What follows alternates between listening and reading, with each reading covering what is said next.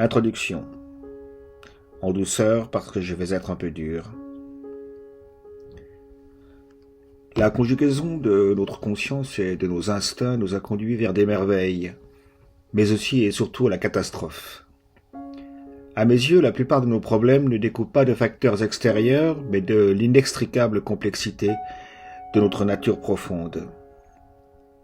Désormais, on doit se demander si, compte tenu de ce que nous sommes, il était possible de coexister sans détruire nos semblables et notre environnement au nom du profit, du pouvoir ou tout simplement par plaisir.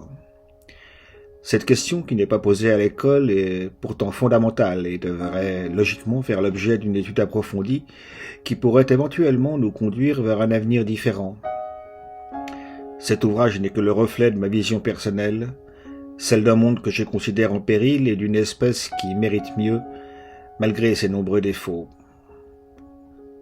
Mon constat vous paraîtra sans doute pessimiste, voire alarmiste, mais paradoxalement, je considère que tout n'est pas perdu, qu'un espoir subsiste et qu'un sursaut de lucidité serait encore susceptible de modifier notre suicidaire trajectoire.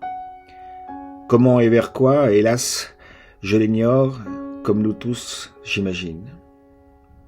Il m'arrivera aussi parfois de me répéter, d'être un peu excessif, ou même provocateur, mais je considère que les sujets que j'aborde sont trop importants pour supporter la demi-mesure. Si j'ai pris la plume, c'est davantage avec le cœur qu'avec la tête, mais j'espère toutefois que mes propos provoqueront des réactions, pour autant qu'elles apportent quelque chose de constructif au départ. Quoi qu'il en soit, si l'amour et l'humour résistent à notre futur et difficile changement de paradigme, alors nous aurons peut-être une chance de nous en sortir. Néanmoins, la question qui subsistera sera « et après ?» Et à l'heure qu'il est, personne n'est encore en mesure d'y répondre. Voilà, il s'agit de l'introduction de mon dernier livre « Extinction des feux ».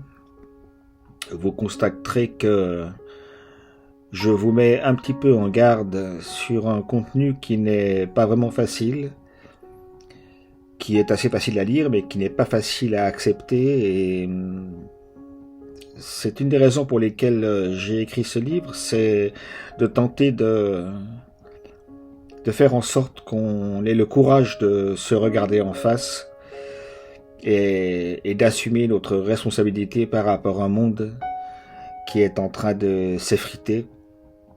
Et ça va être difficile, à mon sens, de redresser la barre, comme on dit, mais j'espère que nous y parviendrons parce que il s'agit tout bêtement de la survie de notre espèce et je crois que c'est un sujet assez important pour que on puisse tous ensemble travailler à ce projet qui paraît insensé de parvenir à nous changer nous-mêmes de façon à créer un nouveau monde.